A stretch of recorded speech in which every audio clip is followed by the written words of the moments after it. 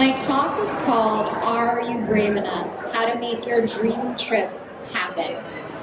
So my name is Lisa Niver. I am a dive master, and this talk is sponsored by PADI, is the Professional Association of Dive Instructors, and we're here in the Dive and Watersports Pavilion. So if you have dive questions, which we hope you do, right behind you we have the PADI booth where you can spin the wheel and win some prizes. And all around us are some of the best dive destinations around the world. So today what I want to talk about is how scuba diving really did change my entire life. It is one of my most favorite things, and I want to talk about my love of travel and how you can help save the ocean. Because all the choices that we make with all of these different adventures here in this room can change our planet. So one of the things that I find when I go to a conference, and I go to a lot of conferences, is I wonder, who is this person and why are they talking to me? So like I told you, my name is Lisa Niver, and I've been fortunate to make a career out of scuba diving and traveling and even sharing travel stories on television. So these are a few of the segments that I've been able to do with KTLA, that's a television station in Los Angeles. I've done a segment about Ogden because I also love to scuba dive. Of course, I love to scuba. I also love to ski. And in Philadelphia, Napa Valley, Palm Springs, that's close to me in California, Scottsdale, Arizona, all across Canada with the Rocky Mountaineer Train. And I was part of the KTLA coverage for the Oscars and the Critics' Choice Awards. So last year, something new happened, and I published a memoir. So after this, you can meet me at City Light Books. That's at booth 715. They're selling my book. I can sign my book for you. And in case you were wondering, am I excited about my book? Yes, I'm wearing my book. That's my shirt. So a little bit about my book. It's been an exciting 3 months for me and for Bravish. Condé Nast Traveler called my book 10 new books we can't wait to read this fall. Forbes said best new nonfiction. And my book, in fact, just recently won an award, was a runner-up, and is close in another competition. I also have a podcast called Make Your Own Map, and that won an award for diversity in television. So there's a lot happening for me with my book. These are some upcoming segments. I was recently on Good Day DC, Good Day LA, and on Tuesday I'm going to be filming with NBC Chicago Today. So that segment will come out January 25th, and the one of me with my hula hoop, that will be out next month. If you're traveling in the airport, you might have noticed something called Reach TV Network. So the woman in the hoop with me, I travel everywhere with my hula hoop, and so Kelly's show is on Reach TV, and her show is called Where Next. So I'll be a travel expert with her, and you can find that when you're in the airport. You might have not paid that much attention that on the TV there's different segments, and Reach TV segment is called Where Next, talking about different things about travel. So like I said to you, I always wonder when I come to a conference, who is this person? So that's a little bit about me as a travel expert now and my book. But how did I get started is in 1981, my family went on a cruise, Royal Cruise Line in the Mediterranean. And on that cruise, I discovered that even though history and social studies seemed incredibly dry and boring in class and the textbook, when I was there and I saw the pyramids in Egypt, I saw the Parthenon in Greece, it was so interesting, and I kept thinking, how did my teachers make this not interesting? And in fact, that partially inspired me to become a teacher. On that same trip, I also fell in love with Jerusalem and Israel, and I've lived multiple times there. This is not a political talk, but I do have to say for the last 100 days since October 7th, I've been praying every day for the hostages, and I hope they come home safe. But also on that trip, we went to another one of my favorite things. If you haven't yet been to Turkey, in Turkey, the port of Kusadasi, we went to Ephesus. And in Ephesus is one of the oldest libraries in the world. So all of those different places made me want to travel everywhere. One of the problems I had, and this might seem surprising since I'm here speaking on behalf of PADI about how much I love scuba diving, is swimming and I were not friends. Swimming was very challenging for me. I had a near drowning as a child. And I hated the water, I was afraid of the water, and I was scared. So in college, my very best friend was an NCAA synchronized swimmer. And every single night after I finished studying in the library, I picked her up from the gym. And I said, do you think it's weird I come to the gym every single day, but I never go inside? She said, it's a little bit strange. So she and my other roommate were lifeguards, and they re-taught me to swim. So once I remembered that swimming was okay, I did start scuba diving. So I've been scuba diving since 1990. And one of the things I like to tell people, if you're here wondering if scuba diving is for you, or you're a dive shop owner or a dive master, I like to let people know that just because someone is afraid of the water or nervous doesn't mean they won't turn out to be a fantastic scuba diver. I had so much trouble in my class learning to scuba dive that when we went for our first ocean dives, my instructor brought an extra instructor. That person was private for me because he was pretty sure I was not going to be underwater with everybody else. In fact, I was amazing. And after we finished our dives in Monterey, my instructor said to me, what happened to you? I said, well, I never almost drowned in the ocean. I'm afraid of the pool. So it also turned out I have some other issues which come through a lot in the book. I had some eye issues, and I don't always get all the instructions correctly. So there's, as a new scuba diver, as a student, there's a lot of things to learn with your gear. Now, I mean, like, I've been diving since 1990. I can put my tank and my gear together. It's not so hard. But in the beginning, when they were trying to teach me to buddy breathe, I couldn't get all the steps. So if there's someone you know who's nervous, some people just need a little extra time, but we can become good divers. Don't give up on us. That's why I have this quote here, fall down 7, get up 8. The other thing is PADI has trained so many people to dive. Was 29 million last year. I think we're closer to 30 million now. And really, there's such great opportunities with e-learning. That really wasn't even a thing back in 1990 when I was scuba diving, but you can do so much using videos on the computer. And for those of you that haven't yet gone to scuba class, first thing that happens often is we train in the pool. So you go underwater with your gear, and the instructor explains to you how does the gear work. You put the gear together. If you're doing e-learning or distance learning and you're showing up in an incredible exotic location to dive, you'll do the same things on the sand or a shallow part in the ocean. So it really is amazing. And like I said, for me, I was a challenged student. But it is my favorite thing, and I've been diving all over the world. So when I first learned to dive, I was living in San Francisco, and I had the opportunity to go scuba diving in Monterey in the kelp forest, which is world-class, incredible diving. But you might also guess, I mean, you're here in Chicago, so maybe it wouldn't seem cold to you here, but I'm from Los Angeles, and I thought it was cold. But I learned about this incredible thing, which was called warm water exotic diving. So you can see here a couple of these pictures. It comes up often, the picture of me with the shark. I am not that close to the shark. One of the other buddy teams took the picture. It does look like I'm too close to that shark in Cuba in the Gardens of the Queen, but I'm not that close. In the bottom, that's a picture of me in Puerto Rico. I was filming an Orbit's web series. And on the side, what looks like a wall of barracudas. That's actually more like a tornado of barracudas. They're swimming in a circle and feeding. That's in Sipadan. That is bucket list diving in Malaysian Borneo. You can see sharks, turtles, barracuda. It's really, really incredible. But at the time when I first learned to scuba dive, I was teaching elementary school.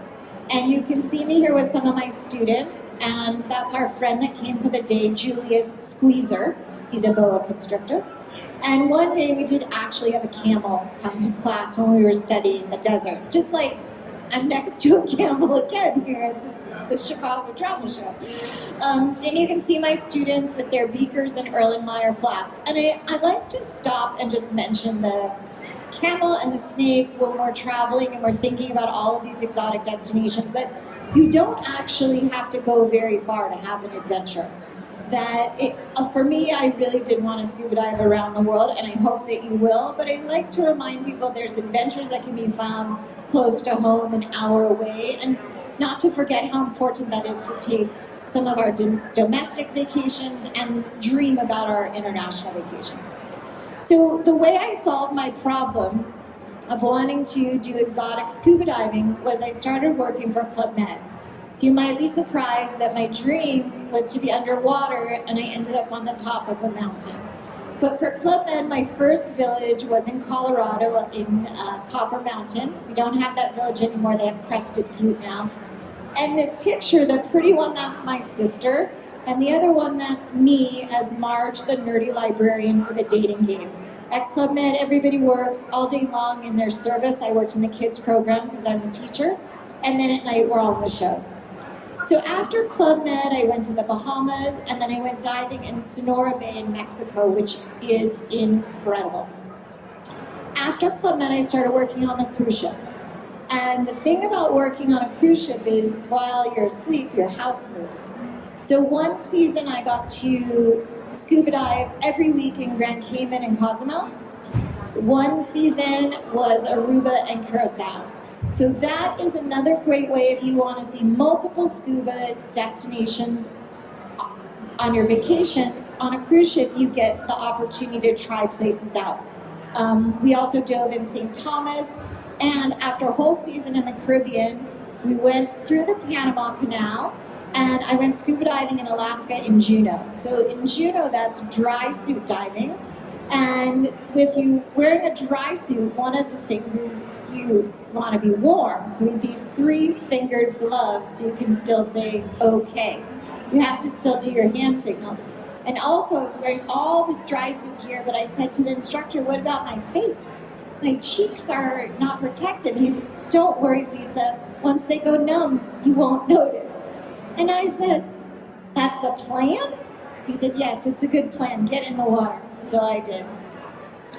So one of my most favorite destinations is I love Turks and Caicos. We'll have to see how the sound level is here. Just to show you a little bit of us underwater.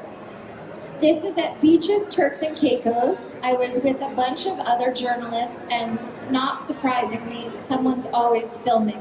So Gus asked me to dance underwater. So of course, I had to say yes. But then my buddy Michael, he wasn't that happy about that. So this was a very fun adventure in Turks and Caicos. The diving's beautiful there. And this footage was actually, Beaches, Turks and Caicos used this footage for PADI International Women's Dive Day.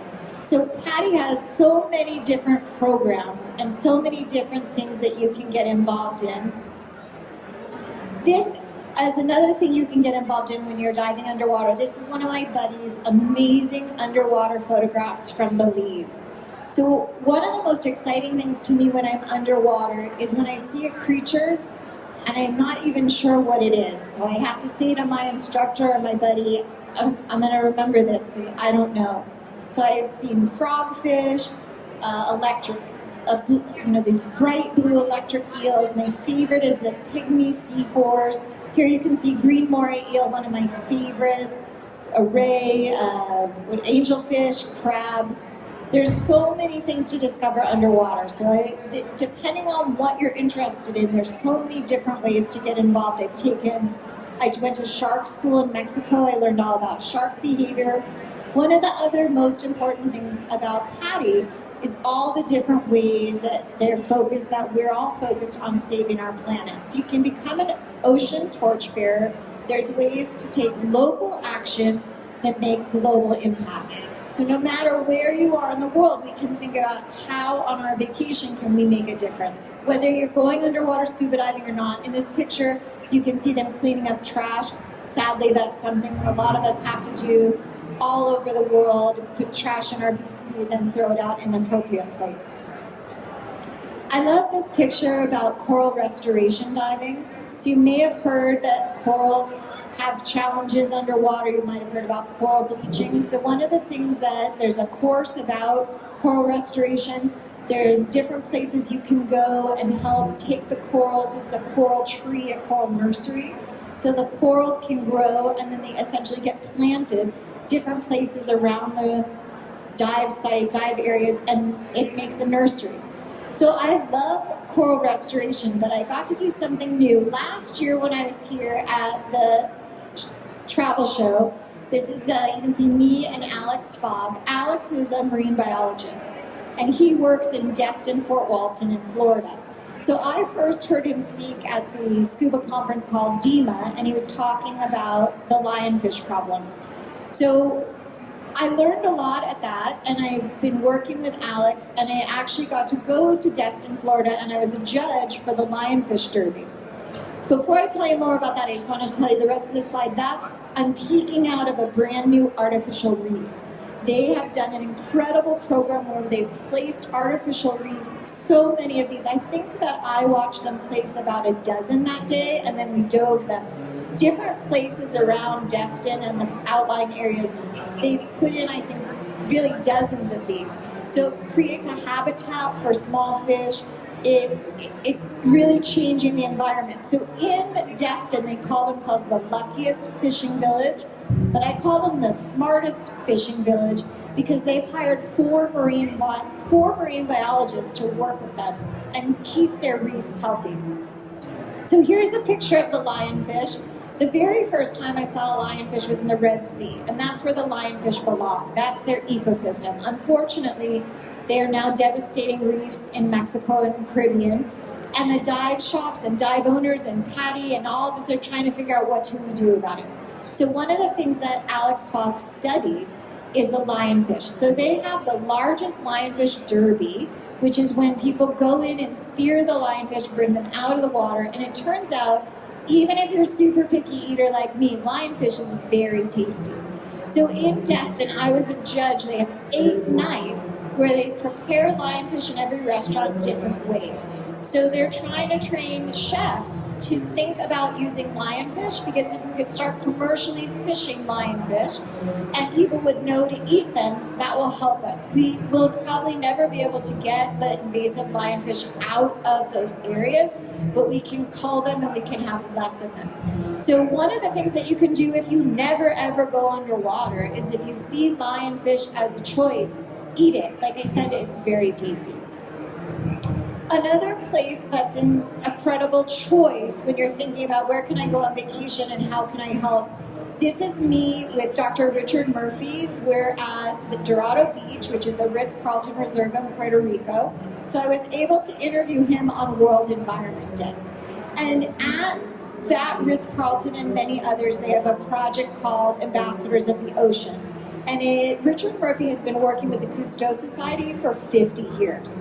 So there's, again, I just like to share with people wherever you're choosing to go on vacation and whatever's important to you, whether you get in the water or not, those choices make a difference.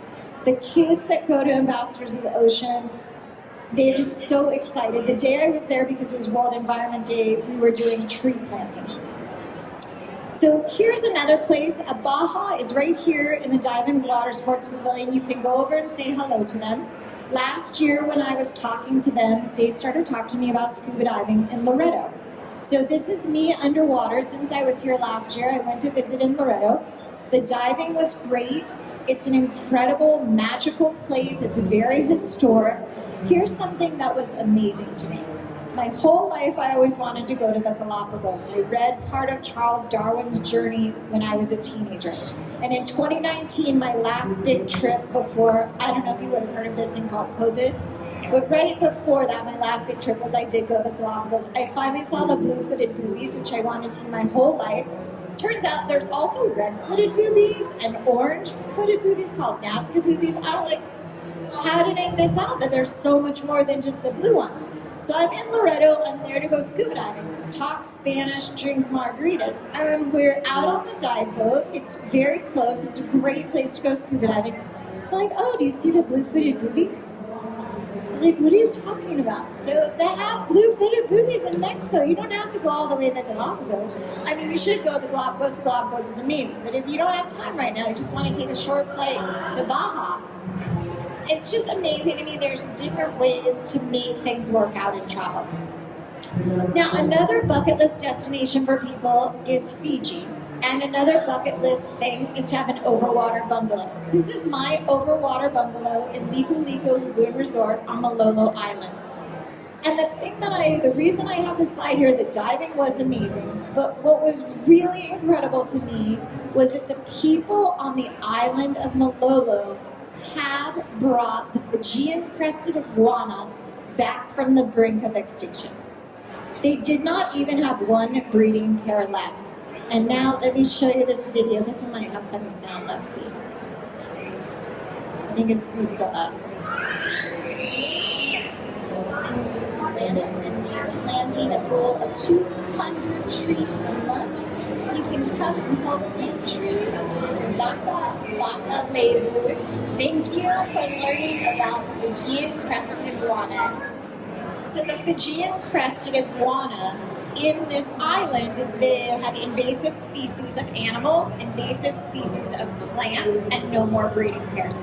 So they have removed the invasive animal species, they're replanting the appropriate plants, and they've been doing a captive breeding program and then releasing the iguanas. So I went there because of scuba diving, but I fell in love with the fact that they care so much about the island and they're working so hard. When I was in the Galapagos, they had a similar project going on about removing invasive species and helping the native species. So it's something that's so important in different parts of our world. It's the same problem we have with the lionfish. When different creatures come out of their ecosystem, it upsets what's going on. They don't have natural predators. So this was one of my most favorite stories I ever did in the Solomon Islands. In the Solomon Islands, I went for the 75th anniversary of the Battle of Guadalcanal. And you can see me there with two local gentlemen, and we're holding shell money. Shell money still continues to be a currency. And so in doing this story, I was able to go to the Solomon Islands, learn about the culture, see the shell money, and go scuba diving. So I'm going to show you a little clip of some of the Solomon Island adventures. So the Solomon Islands in the South Pacific. Solomon Islands. There's 900 islands here. I flew here on Fiji Airlines to Fiji, and then 3 hours to get to the Solomon Islands. So here's the chief taught me how to make cloth out of bark, which you have to pound it. And then the grooms family will give it to the bride. Diving in the South Pacific is fantastic. Because of the battles that happened here, I've seen many wrecks underwater, Japanese wrecks, American wrecks, and tremendous creatures, eagles, cuttlefish, turtles. It's really spectacular. So I love being in the Solomon Islands, and it was amazing to be there and learn about the history and the culture. So here I want to show you on the map, if we're looking here, I told you earlier about Sipadan in Malaysia and Borneo. So on the map, we're looking at the red dot, so in between Asia and Australia. Indonesia is the largest archipelago on our planet. The same island, Malaysia and Borneo, the other half is Kalimantan of Indonesia. That's where I went to the island of Derawan. And from this very small island of Derawan, I went to another even smaller island called Kakavan. And in that place, they have stingless jellyfish. So over time, as that island evolved and moved up and that lake was separated, the jellyfish no longer needed stinging cells. So I did that in Indonesia. And then another amazing place for scuba diving is Palau. And it turns out in Palau, they also have Jellyfish Lake where you can swim with the stingless jellyfish. Except they told me in Palau was the only place in the world. And I said, but I've never been here, and I've already been swimming with the stingless jellyfish. So I did some research. There's about 4 places in the world where this has happened. So you can scuba dive in Palau. One of the most amazing dives I ever did at Blue Corner. You basically fly like a kite in the current, and the sharks and the turtles and the fish just come right by you. The other incredible thing about Palau is this pledge. So when you arrive in Palau, they stamp your passport with this pledge, and it's an agreement between you, the visitor, and the children of the island that while you're there, you're going to take care of their home. And it's very important that we care about the places that we stay, and I hope that more places will have something like this to take care of the island and the people, and it's their home that we're visiting. I mentioned earlier that one of my adventures was, this is actually beaches, Turks and Caicos with some black-tipped sharks, but one of the most amazing things I did that I found at another scuba show was to go to shark school and learn about the sharks in Mexico. So I did scuba dive with the bull sharks. These are black-tip reef sharks. But I like to put up a slide about sharks because I know people that grew up in my age range when Jaws first came out have a terrifying fear of the water. Some of them won't even go in the water. And I know during Shark Week there's all this fear about sharks. Sharks are just so magnificent and incredible, and I just like to remind people we don't taste good to sharks. Sharks don't want to eat us, and it is safe to be in the water with sharks. So I've been very fortunate. I told you that my memoir came out 3 months ago. I've had a lot of great press. This is an earlier story that Business Insider did about me. They did one recently about my book. I told you I worked on the cruise ship. I also backpacked across Asia for 3 years, and I'd like to tell you, don't ever take this sucker's bet. I bet my traveling partner I could carry both backpacks. You know what the problem with that bet is? You're carrying both backpacks, so don't do it. But I did get access to see a lot of incredible places being on that slow journey. And I just want to mention again, I told you in the beginning that one of the reasons I had so much trouble with scuba diving is that there was something wrong with my eyes. So I finally got diagnosed in my 40s during my divorce. People always said that I was clumsy. I wasn't clumsy, my eyes were not working together, and I wasn't properly diagnosed. So I always like to mention that because since I've started talking about the fact that I went to vision therapy, I know of at least 3 little girls who were told their whole lives they were clumsy and they went to vision therapy. They're not clumsy. So sometimes we need to do a little bit more investigating. So as part of my book, I did 50 dares or challenges before I turned 50 to reinvent myself after my divorce. Many of my challenges involved scuba diving. I've shared a lot of those with you here. As you might imagine, my 50th one was to jump out of a perfectly well-maintained airplane. I like to bring this one up because this is when I figured out something about bravery, which is my whole life I thought that I was scared and other people were brave. It turns out my skydiving instructor, he's afraid of sharks. And I said, they pay you money to throw yourself out of a plane and you won't get in the ocean with sharks? So that was when it really became clear to me that sometimes we don't have a great perspective on ourselves. So again, like I told you, it was challenging to teach me to scuba dive, but well worth the effort. I'm very thankful for my instructor. And again, before I close today, and I do have a gift, I have one thing to give away. So we're almost to that. That around the world, I've been very fortunate to see life a little bit through other people's lives. This is a trip I was on in Africa. These are children in Kenya looking at my pictures of the animals from safari. Sometimes we forget when we're traveling in someone else's country, they don't always get to see all the things that we get to see. So these kids were mesmerized to see the pictures of the animals that I saw in their country. When I was in Mongolia, I stayed in a ger on my way to the Gobi Desert for 11 nights. We stayed in different people's gers. They were very hospitable. So, you know, people live in different kinds of houses. They wear different kinds of clothes, but everybody really is looking to be connected. And I do travel with a hula hoop, and I did have permission from the chief of the village after the Maasai warriors did their dance for me. I did teach them to hula hoop. One of the warriors thought it was so funny, he actually fell down. He was laughing so hard. But it's important when we can smile and meet people. These are kids that I've met around the world, from when I went scuba diving in Vanuatu, in Tonga, Samoa. Those are some kids in the hill country in Vietnam. I've met parents around the world, and everybody wants the same thing for their children. They want them to be happy, they want them to be healthy, and they want them to have a chance at their best life. So all the ways that we can work together and help our ocean and keep the ocean clean and pick up trash and learn to be great scuba divers. So as a start for someone today, we're going to give away a PADI e-learning class. So one of the chairs has a PADI sticker taped on the bottom or the side of it. And I think it's actually close to you guys over there. Yes. So if you come to see me after, I have a PADI e-learning class for you so you can get started scuba diving or move on to your next class or adventure. And today at 2 o'clock in booth 715, if you would like to pick up a copy of my book, I'll be signing them at City Lit Books. And there will be 2 other talks coming here. It's right in the front of the brochure, has all the talks for today. And I just want to say thank you so much for coming. It's so nice to see you. Please come tell me where you're going scuba diving. If you want to find me on the internet, I'm on all kinds of social media at Lisa Niver. So thank you so much and happy scuba diving.